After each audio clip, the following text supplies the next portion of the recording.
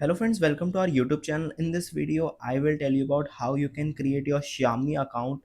In this video, I will tell you the full process. So watch till end. You have to go to the settings.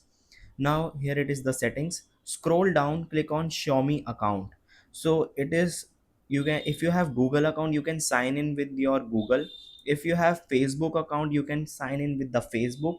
Just tap on it, it will sign you in. And if you want to create the account, you have to write the email id, phone number, or Xiaomi account id. So you can see, if you have Xiaomi account, you can tap on it, enter the password, sign in.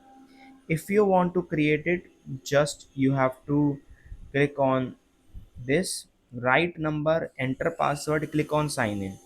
So this will create your Xiaomi account. So this is very uh, easy process. You can click on it if you know the password and email id.